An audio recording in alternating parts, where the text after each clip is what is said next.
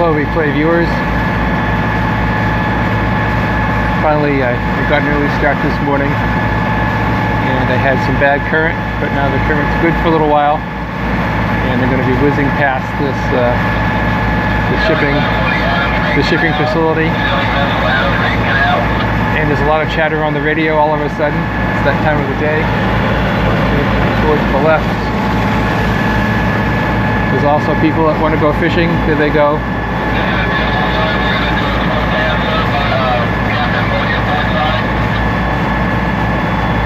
There's another boat coming at me.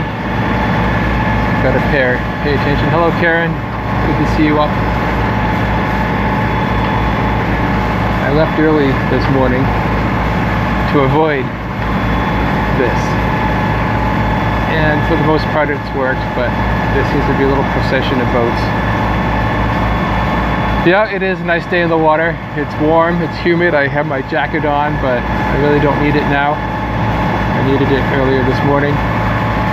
And you know, you're supposed to keep to the right as you go along, and motorboats don't, and I don't. Sometimes I'd like to take the shortest route. And then the motorboat turns and he's going to head right at me. A fishing boat almost hit me today, and a tugboat and a barge almost hit me yesterday. It's not because I was on the wrong side either. So mentally these people see the buoy and they have to go right to it.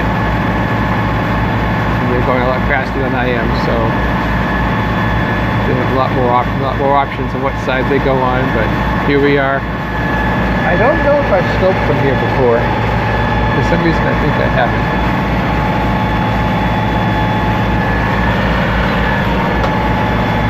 I'm going to take a big wake from this guy. Oh, flying the blue flag. Going to be disappointed in a few weeks.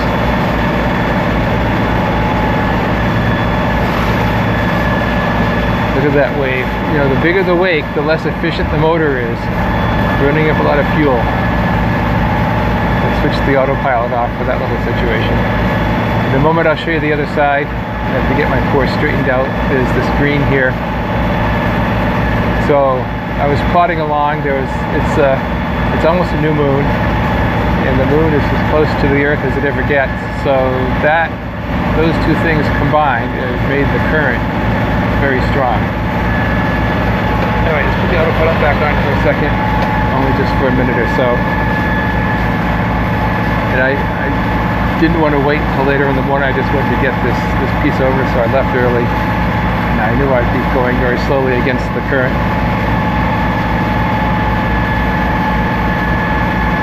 But I have a little bit of help now, and the test is a very interesting thing up ahead.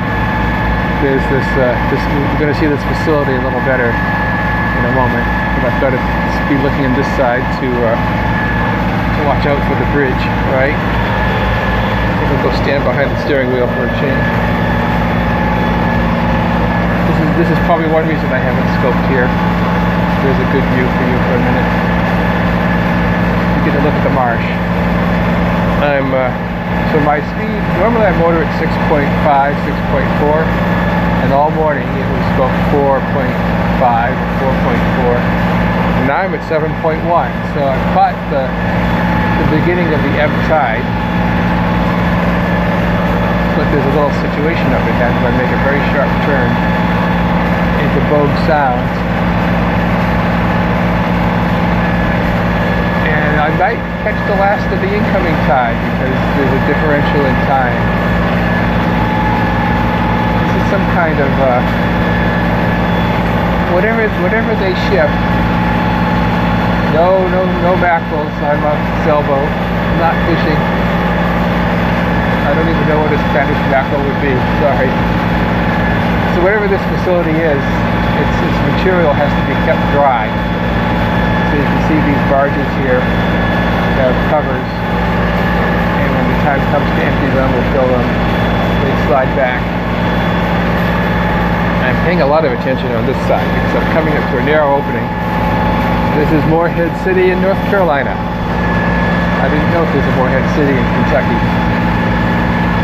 So you get to see this, but I'm looking ahead through this narrow little bridge opening. And off to the right, well off to it, we won't see it very low. There's a motorboat going in. There's a popular marina down at the end of that canal, that channel. Now I have to really pay attention here. You always have to anticipate what would you do if your motor quit. The temperature is probably about 70 degrees. And if you're in Europe, that's 20 degrees or 70 degrees Fahrenheit. So you get to look at the bridge for a second. This is a crucial spot. And you always have to have in mind, what would you do if your engine quit? And I'm getting a boost from the current. I had a 2-knot bad current for about 2.5 hours this morning, now for a little while. Yes, it's very nice weather. So for a little while, 2 states away, that's right. And oddly enough, I was listening to a radio station this morning in Kentucky. But now I've got to pay attention. There's also a train bridge. See that thing sticking up? Straight up? That's the train track. I've never seen it down. I would strongly suspect that the only trains that come through here come at night, because to have that closed with this current would be a bad idea.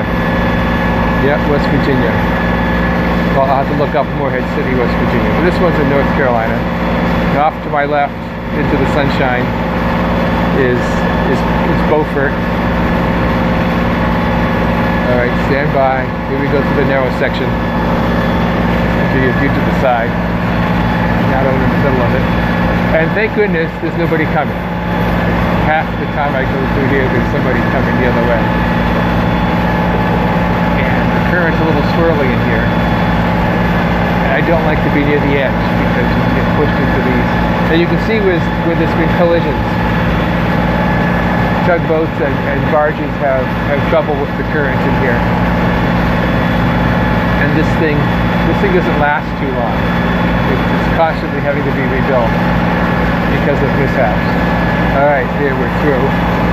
Like doing 7.6, that's a lot of current. And then, yeah, oh, sorry, Kentucky. My attention was focused on that narrow gap. So let's see what's happening here. I'm still, look at the swirly current. This is the tide pouring out. And up ahead I make a very sharp right turn at the end of this pier. Thank you very much, I appreciate that. And there's often 50 little boats like this just going around fishing right here.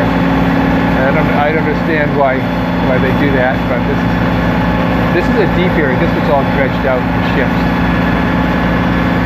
For ships to come into that facility over here. I'm about to make this sharp turn, and then we'll see what the current's doing to me. I'm hoping that up ahead, it's probably going to be going out for a little while, but I'm hoping that a little farther ahead, and I don't have farther to go, I might have a little bit of help. Because it was so slow this morning, going 2 knots slower than usual. But the good news is I'm only going a little distance. The GPS says I'm a little over 5 miles from where I'm going to stop today. We're getting a bad storm tomorrow, and I want to be in a good spot. I think I'll have the spot pretty much to myself. Now I could keep going, but the spot I keep going to is going to fill up, and people don't anchor well. That's like the one spot where they anchor badly. And if there's going to be a storm, I don't want to be around boats that are anchored badly. So we're going past this facility. There's always some little boat fishing. Hopefully they pay attention before they start driving ahead. Here's where I make my right turn. Here's a ship. So it's still very deep here. Make my right turn. And then I can put the autopilot back on and figure out exactly what my course should be. Alright, whoa, a little bit of extra turn from the current. Get back up to the controls of the autopilot. Yeah, that's on. So get my microphone cord caught up. So we get to pass the ship. You can see on the right, that orange thing is a lifeboat. And you enter a hatch in the back, and close the hatch and pull a lever and it plunges into the sea. In theory, you're saved. And there's a smaller little thing. It looks like some kind of excursion boat. I'm not sure exactly what that is. I don't think I've seen that before. Let me check my course. It's got to turn to the right.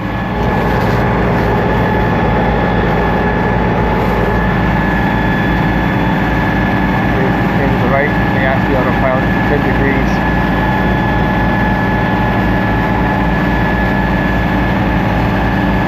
So this is very cool. This ship is transporting turbine blades. I never thought about it before, but I guess they have to come somehow. And this is how they do it. So I think this is a periscope first, seeing turbine blades on a ship. Which probably means they're going somewhere nearby to be installed. Let me check my course again. It's looking pretty good. So you get to see the ship for a few more minutes. Look at that giant rusty anchor. Then we'll look ahead. So this is all very deep here. This is all dredged out. It's 50 feet deep here right now. But up ahead, just at the end of this pier, that all changes and it gets to be back to normal depths. Hello, bonjour, ça va bien. The water depth in the ICW is supposed to be 12 feet, but up ahead, I had trouble last year and got into some sand. I didn't actually stop.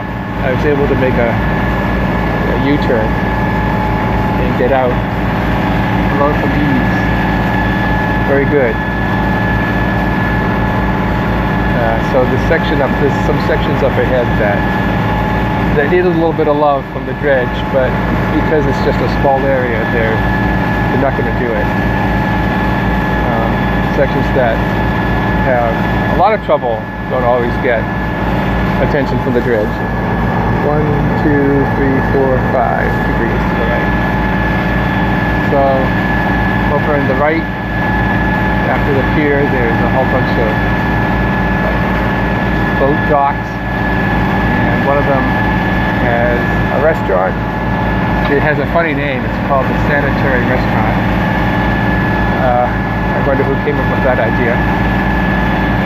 And you can tie your boat up at the Sanitary Restaurant dock and have dinner, and maybe for an extra fee, spend the night. So here's some kind of a hopper, which they probably have a crane of some kind on a ship that picks up stuff from the hold and drops it in the hopper, and it falls through and goes in the back of a truck. Be safe, thank you. I'm trying to be safe. Today's an easy day.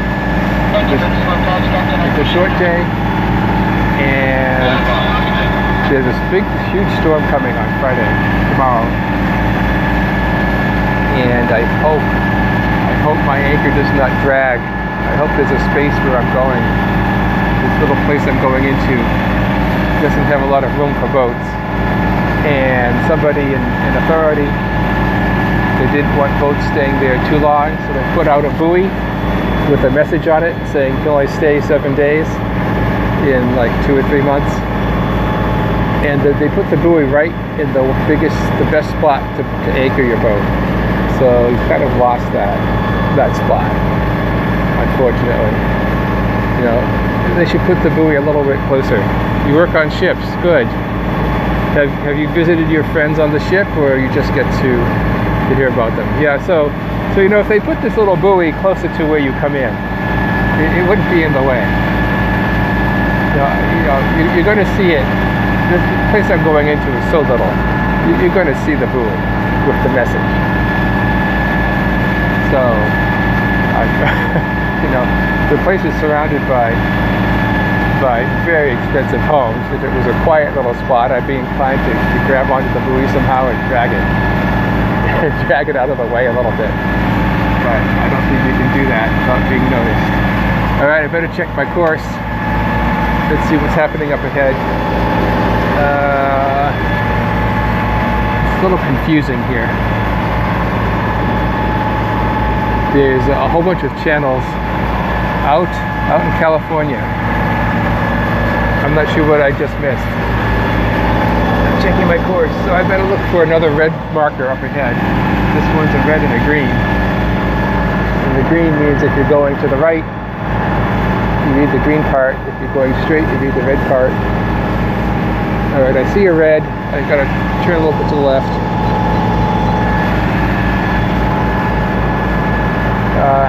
I always hope when I make this trip, I always hope to not run aground,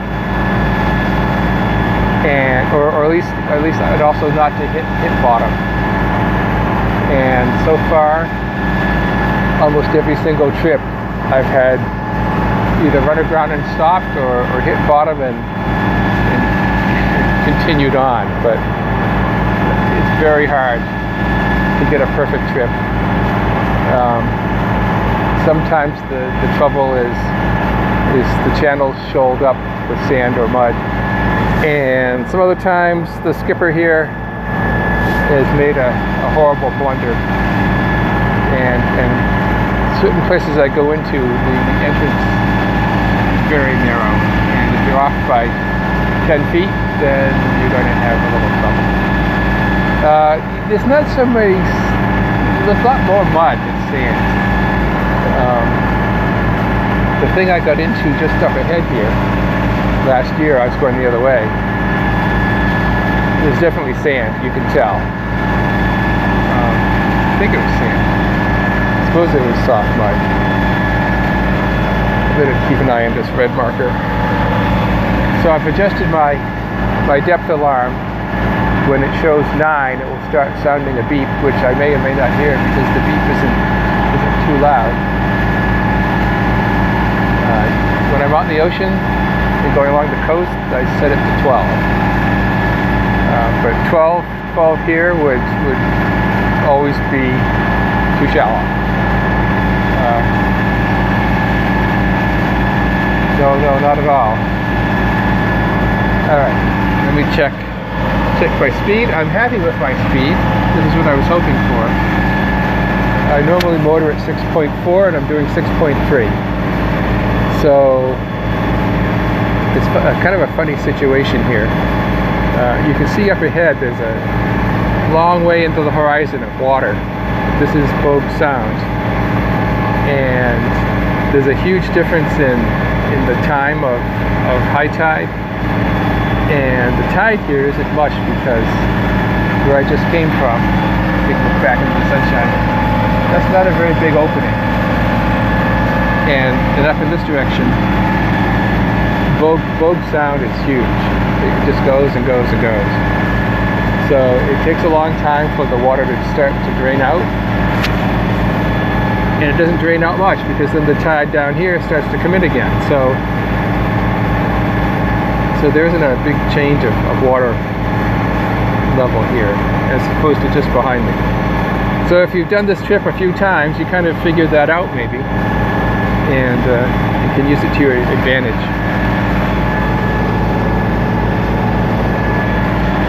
Yeah, go ahead. I think I'll keep scoping for a while longer. There's still a little bit of...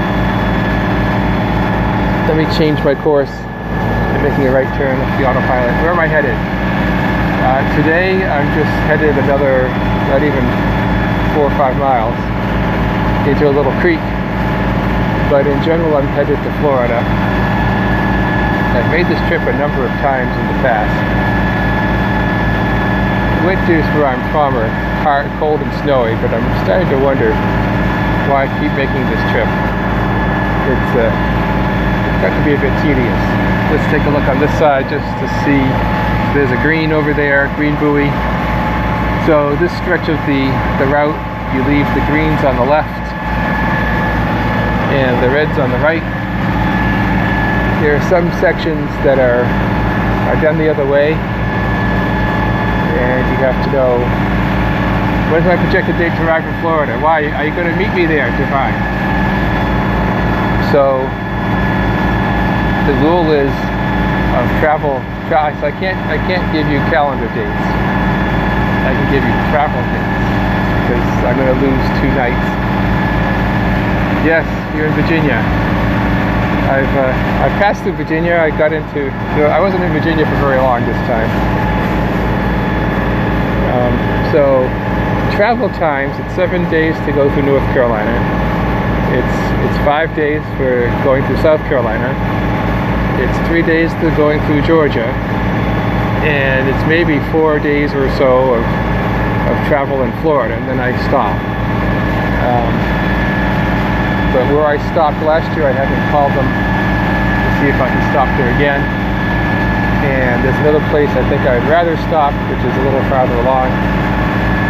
I've never been to downtown St. Petersburg. I was close to doing that once. And then I got a better offer. Yeah, that's the thing. Then it's time to turn around and head back. And this morning, let me check my course. This morning I was always thinking about turning back. I looked at my notes.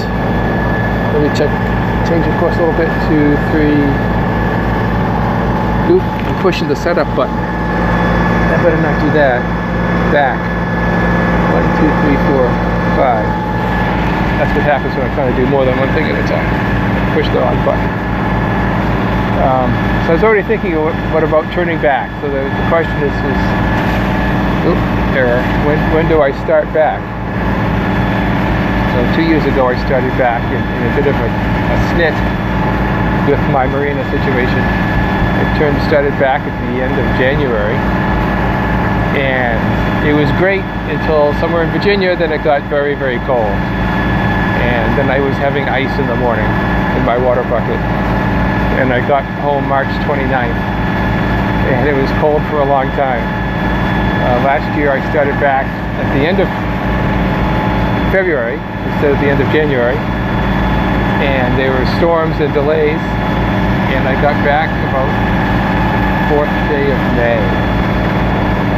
There was so many storms at that point. It just slowed me down by about 2 weeks or maybe 10 days.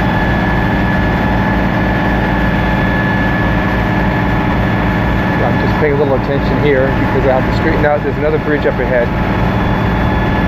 We just had a regatta on the Tappahannock. Cool. Did you? How did you know about this? How did you know about this regatta? I know there's probably boat racing because it doesn't really. If you do it right, you're not going to be getting close to anybody except for your crew. After these waves go by. Happens every year. Okay, so it's in the news. 1, 2, 3. Oh, the waves are bouncing me around. Here's another case of. It's very funny that motorboats they like mentally have to go near the marker. They can't go farther away from the marker. So like here's a boat charging at me, and he's turning left, making you seasick. This is nothing. He's turning left because he has to go right next to the marker at 30 miles an hour. Could he have gone on this side? No, there's too much room on this side. So this is what happens in the morning. Is fishing time.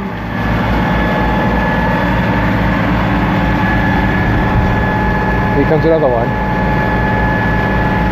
They all head for that marker, and it's just an annoying fact of life. They just can't, well, You know, I don't mind these boats too much because it's one or two waves and they're not too big. Here we go, hang on. 1, 2, 3, and they're gone. Gone into the distance. You can't even see him, he's swimming so fast.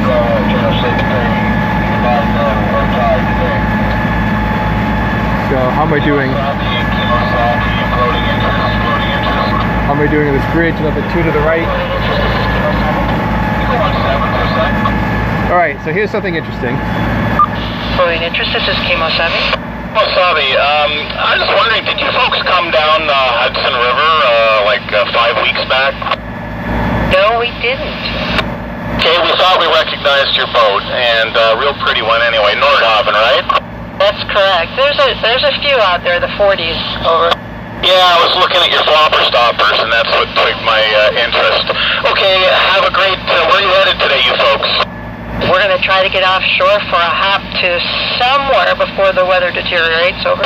Yeah, roger that. Some wicked stuff coming late Friday afternoon. Okay, have a good run. Nice chatting with you. Floating interest is back to 16.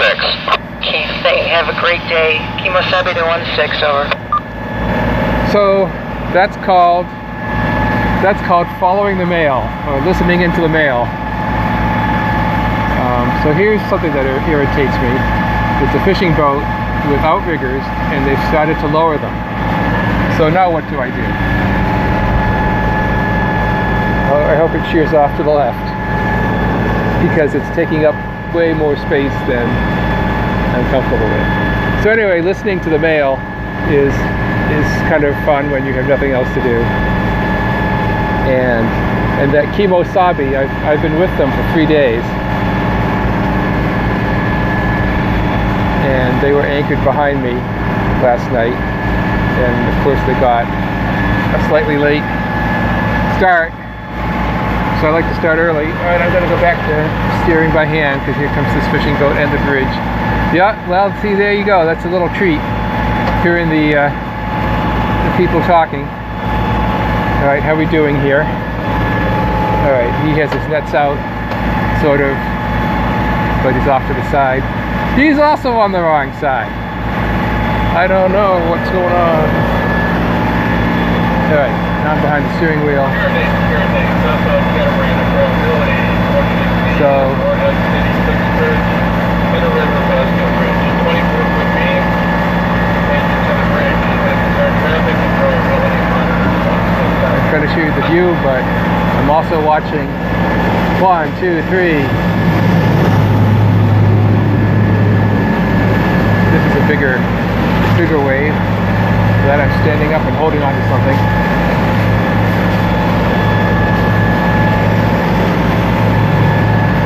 Yeah, well, that's just 2. There's one more coming, and then I'm sure there's more after that, but I don't see them. All these people. Now you would think they'd start to go fishing a little earlier in the morning, but apparently not. Or maybe they've been fishing up this way and they're going fishing down that way. But that place with the ship, if you've been watching for a little while, that place where the ship is where they tend to congregate, where there's because it's dredged and it goes to a shallow place, so there's a huge cliff drop off and funny currents. Radio Island, yes, Radio Island. You know you're Beaufort. Yeah, I passed Radio Island half an hour ago or so. And here's another bridge that often gets hit by tugs. Yeah, I winter part of the winter in Florida. As I was saying, 2 years ago I started back at the end of January, and last year I started back at the end of February. Just right. Providence, over. So I'm hand steering through this, because if you ever have a swirly current and the autopilot has trouble, you don't want to run into these things.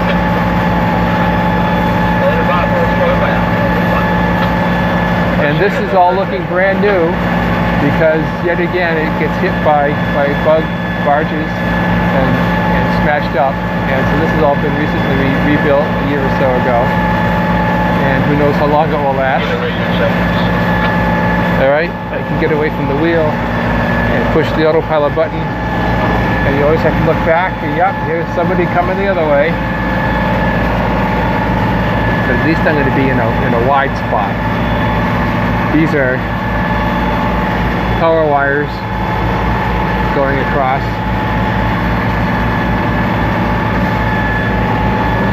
Here's the view to the side, so I'm in a wide spot for this motorboat that's coming up at me.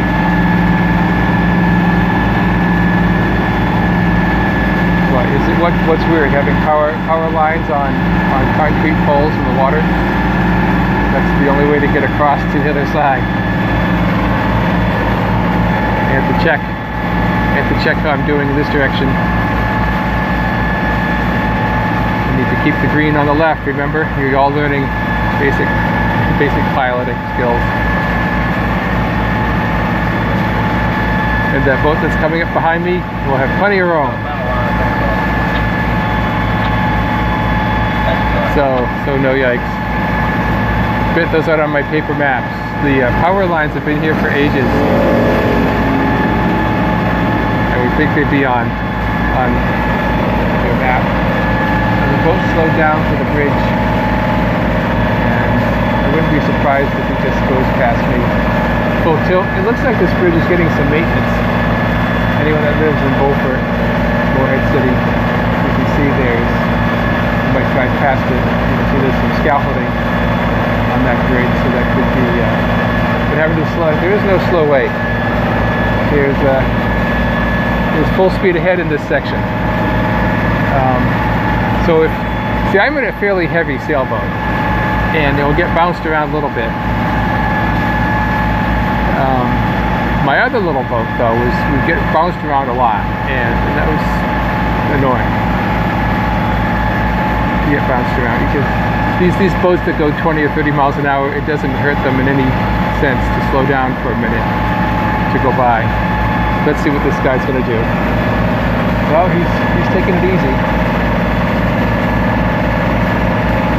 Yeah, paper map's always good. He's also veering off to the left for some reason. So we'll see how that pans out, because there's nothing over here. Is there? Well, yeah, no, there's a second channel. These tiny little channels that go in over in that direction, and there's some little buoys for them. But I don't understand what this guy's doing. He's veering off to the left, and now he's going to have to turn back to the right, because remember what I said? They always have to head for the marker. They can't keep to the other side. If there's a marker, they have to head for it. It is a bit hilarious, because that boat should be on the right. I'm the one that's cheating, and now he's going to catch up to me just as I'm passing this thing, and he's going to pass me with about 7 or 10 feet to spare, because we're both on the left.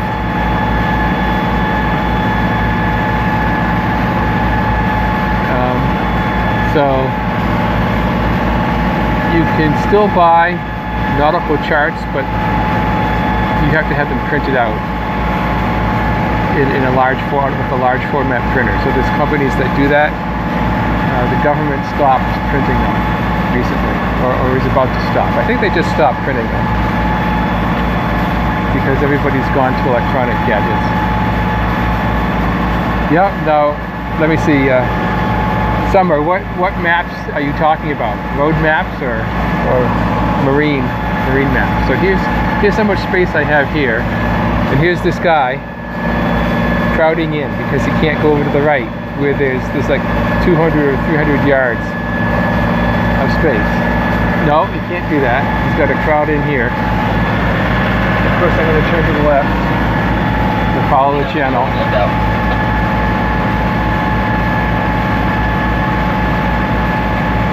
Let's look over toward the houses. Have a little view of the houses. I'm still navigating. I think I can hold this. I think I can go this course for 2 more degrees. 1, 2. Let this guy go by. Yeah, it is a beautiful day. And I'm not going much farther. Well, that's what I say. How's this guy doing? Still crowding me. Let's watch him go by at good speed. Because he's doing the same thing. There's another green up ahead.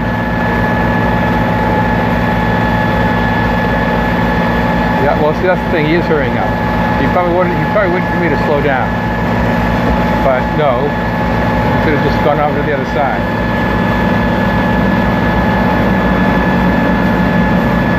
So hurry up and get it over with.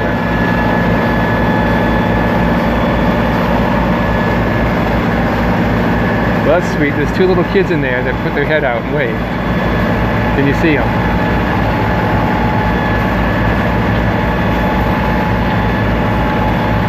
And all these boats coming the other way, well, I can't do much about that. So I would think if I was a kid, I don't know if I'm going to be sitting inside. So now he's going to put the coal to it. 1, 2, 3, 4, and two bouncer wouncers. Now he's going to put the coal to it and speed away. And that's the end of that. I am kind of surprised at the number of boats coming at me.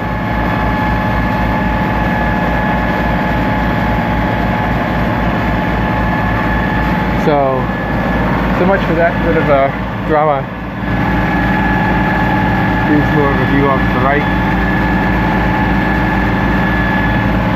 I do like to check just in case one of these people decides to go crooked. You know, they're over there now, but I always want to be sure you're watching. So you look at that. Ooh, whoa, look at him go, look at him go.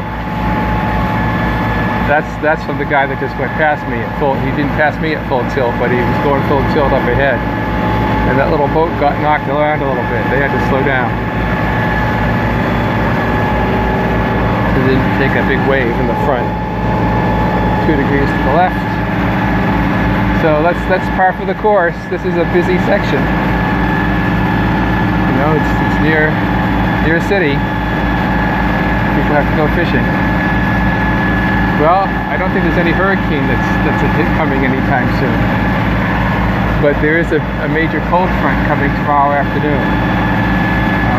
So if you're listening to the radio chatter, that Kemosabe is going out to the ocean and making a run for it somewhere safer. I really never thought. I suppose I could have gone out to sea today, but then I'd have to come in after a long travel. And no, I'm just going to take it easy. One thing, here I am in North Carolina, and one thing that was, you expect to, yeah, you're going to get a rainy day and probably some wind too. One thing that was pointed out to me when I was in New Jersey is my anchor light at the top of the mast. My anchor light's way up there wasn't working. And that thing has the anchor light. It also has another light. Both of them aren't working. So I need to go up to the top of the mast. I've never been to Topsail Islands. There's kind of an anchorage there, but it scares me a little bit. You love spreader lights. Yeah. I do have spreader lights, and I'm not used to having spreader lights, so I think I've turned them on once to actually use them for something. So I just grab a flashlight when I need to. Like the other night, I was decided to move a little bit in the dark, and to make a motorboat happy, I thought I was too close. So I moved, and I just used the flashlight to see the anchor change.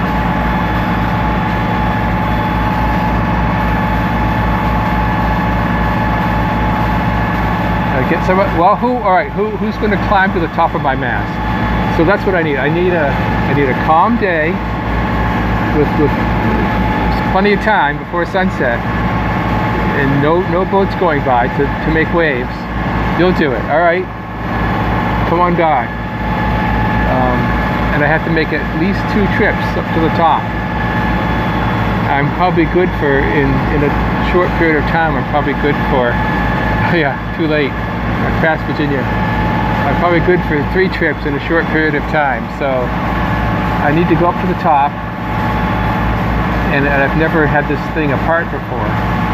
I think it's easy to take the part that has the light bulbs in it. I think it's easy to take it off, but I certainly can't do any testing and changing bulbs. If I drop something, that would be an accident.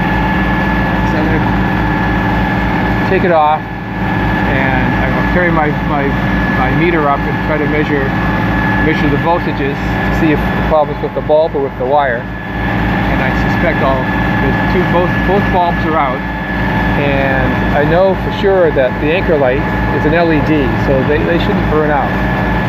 And the other bulb, I don't know if it's an LED or not, but I think it probably is too. So it shouldn't burn out either. Plus, I've never used the second one. So something's gone wrong inside, I suspect.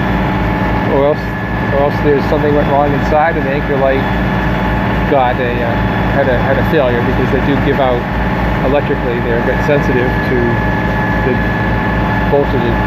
voltage spikes, and I might have given it one voltage spike too many starting the motor. No. The boat is dark when my anchor light is burned out or not working. The boat is dark. The spreader lights, I'm not sure if they're LEDs or not. Looking up. I can't tell. I can test that. I can test that at some point to see how much current they draw. But I think I only have one light. I think it's at the front of the mast. They don't have any lights on the spreaders. It's just the front of the mast light.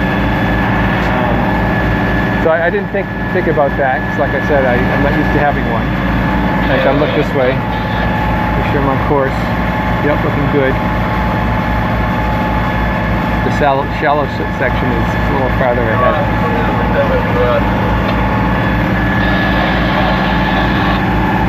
So I'm not too far from my destination. Let's see what the GPS says. Doing 6 knots. The tide started to run out. GPS says 2 miles. Check my boating manual. My boat doesn't have a manual for the light. The light's an extra. It was an additional thing that got put on after the boat was built. So that's the thing about boats is they build the hull and put the motor in, but every piece comes from a different company. So there's not a quote boating manual. There's one for the boat and one for the motor and one for every single item that you put on. And hopefully the previous owners have kept those and they didn't take them home and they've kept them on the boat. Well, this boat is slightly a continuous investment. Your girlfriend you'll be a good match. Okay, send me an email. What's her name? Where does she live? Because I was so tired, I've been so tired of going to Florida, I was thinking of stopping for the winter in South Carolina. It's a good place, not too far ahead. Let me take a look. So I'm a little bit a ways from Patty. All right, I like Patty. Patty's a good name. Tell Patty to watch my scope. Maybe she likes the sound of my voice. So you can see, maybe you can see a red and a green here. There's a tiny little secondary channel for little motorboats over in that direction. So one thing I did, a friend gave me some advice, which turns out to be good advice. So I was having a lot of trouble this spring getting ready for my trip to Maine. I was having a lot of trouble getting the packages of food, and just canned turkey was hard to find. And just Progresso soup. There's certain ones I want and certain ones I don't want. It was hard to find. Yes, I was an IT person summer. And more recently I've been a bottle washer, but just for fun. And I work at Star Island as a volunteer in the spring. I work in food service and help out. But I'm not at the stove. I would be a disaster in the stove. But I help with the meals. And then in August at Star Island, I help with whatever they need. I keep coming to this side because I have to see the next buoy, the The next marker is not a buoy, it's a marker. They're a little bit too far apart for my liking. I strongly suspect Star Island cannot open next year. I think our illness will still be with us. The opening crew for Star Island goes out, generally starts April 1st.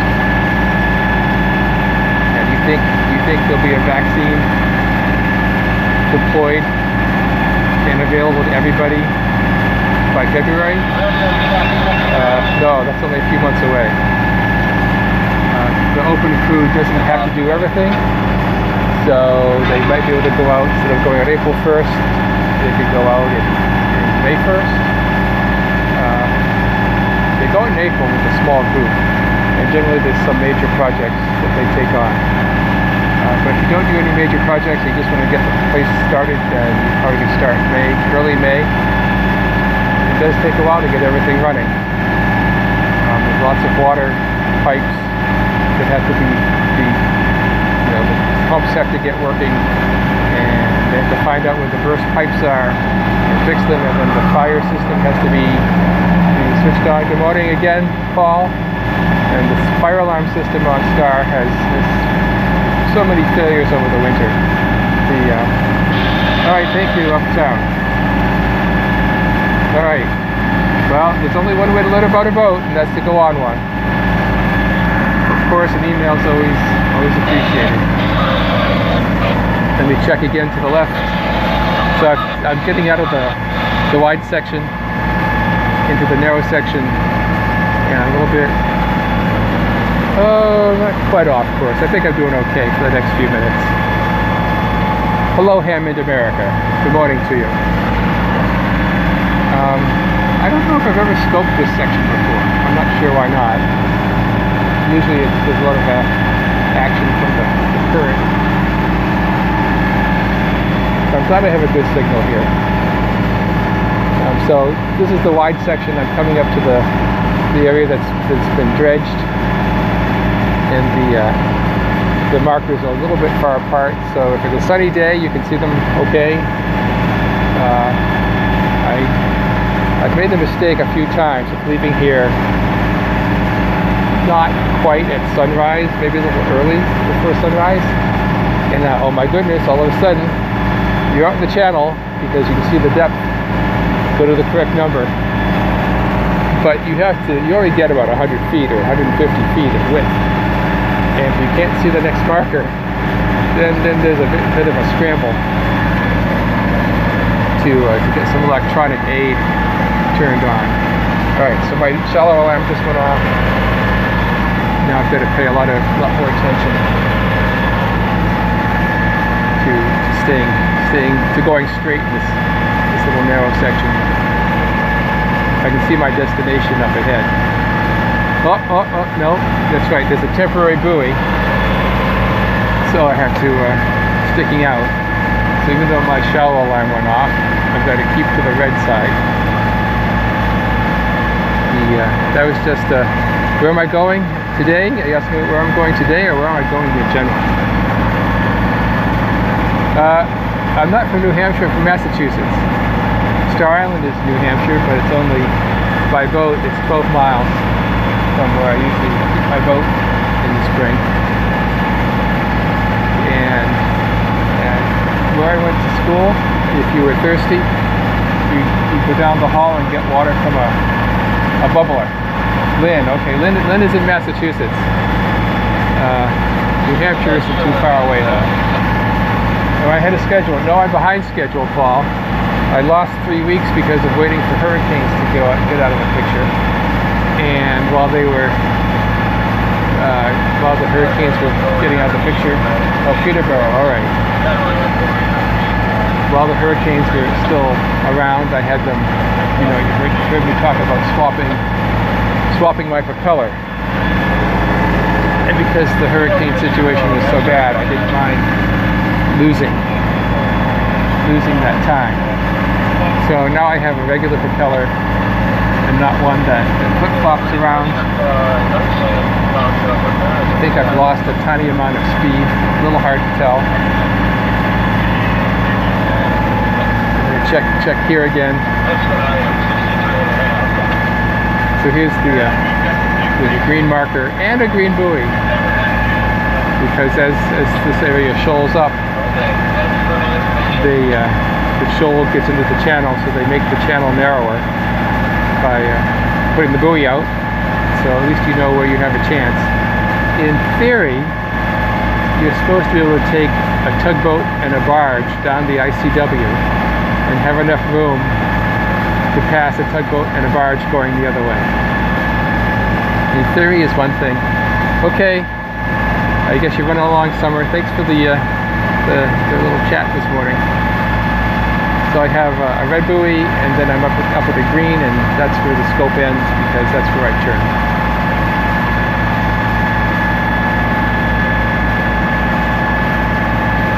So I'm just watching this spot here. I'm going to have to turn a little bit in a moment, or at least check my course. But I always like to watch the boat that's, until next time, I like to watch the boat that's coming ahead. If it was suddenly to change course and looks like there'd be a collision, I might be able to do something in time, but I have to take the autopilot off and decide what to do. So there's not much time for all that, but I do like to pay attention. I have to admit, I wasn't paying attention yesterday. I was watching the radar, but I really wasn't watching it as much as I should have. Well, the Divine, I'm going to be anchoring tonight, and the trouble with the place I'm anchoring is it used to be 12 feet deep, and now it's 7 feet deep, and so there's 5 feet of very, very soft mud. The place was dredged out a long time ago, but now there's all this soft mud, and if the wind starts blowing like stink, like it's supposed to, tomorrow night, that could be a concern, and there's no room for mistake. There's houses all around, and I might be able to scope, once I get in there, I might be able to scope from in there and show it to you. Alright, a little bit to the left. How are we doing on that red? Maybe one more to the left. So I'm going to go past that red, up to the next green, and turn. You can see where I'm turning is these white condominiums in the distance. Now I suppose I could keep, I could keep going, but I really don't want to. The spot that I didn't end up in the next 2 nights gets boats that don't anchor too well. The bottom is also a little better there for holding, but I guess I'm gonna take my chances here and hope for the best. Hope I don't drag anchor in this wind shift. The other issue is there's going to be a kind of a gentle south wind tonight, and then the storm comes out of the north, from the northwest, so it's a 180-degree shift in direction. So my anchor is going to have to spin 180 degrees and still hold in this gloopy mud. So I suspect when the wind starts blowing, I'll be up, looking out the window or putting my head outside to see how things are going. Worst case is I can put the motor on and go a little bit into forwards to take the strain off.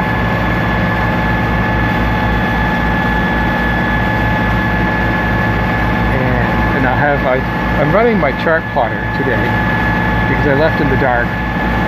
Here's what I see. I don't know if you can see it. I have a mantis.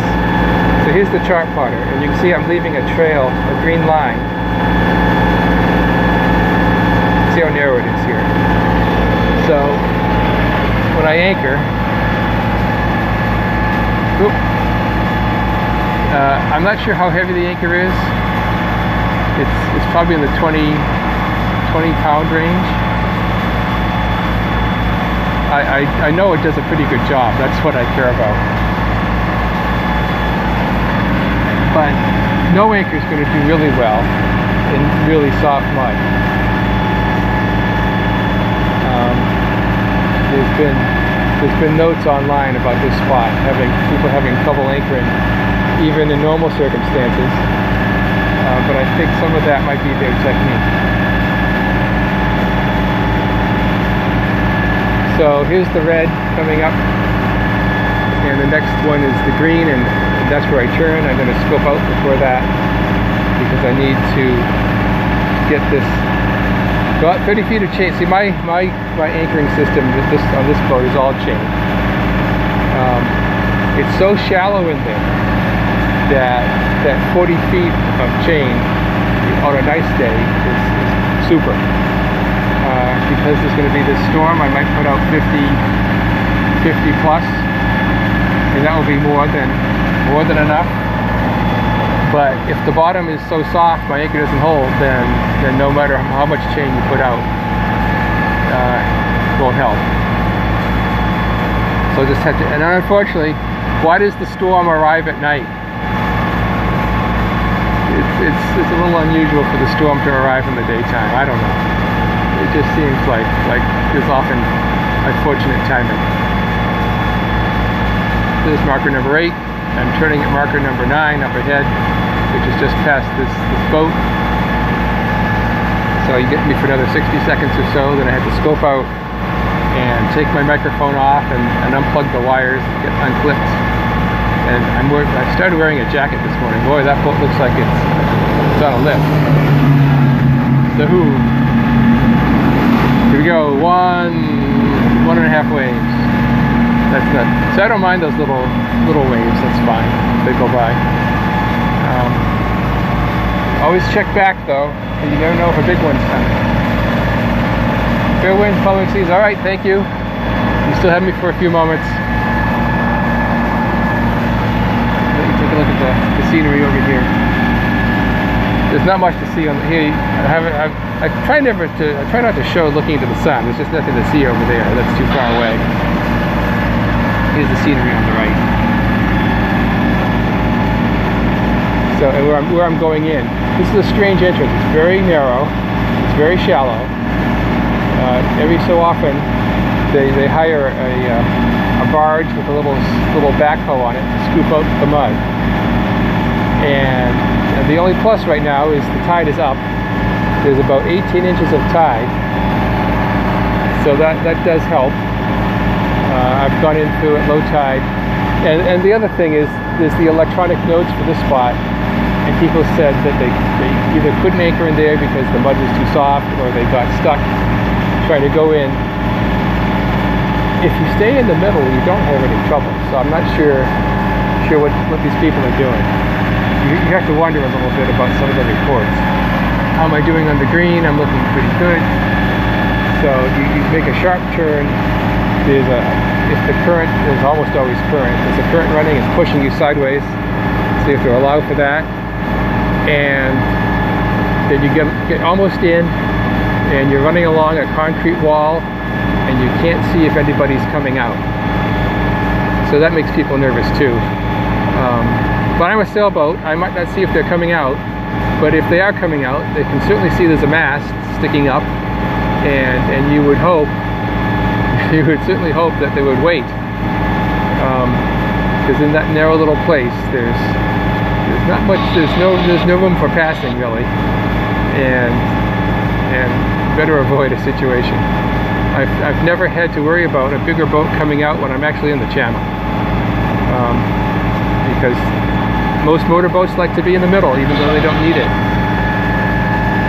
So I don't want to be forced into the shallow. So it's never happened. There's not a lot of big boats coming and going. There are a lot of big boats in there, but they don't get used much. So here we are coming up onto the green. This is where I make my sharp right turn. And there's the alarm going off saying it's shallow. So everybody, thanks for watching. And maybe I'll scope from in here at some point. We'll catch you next time. Thanks for keeping me company. Appreciate it.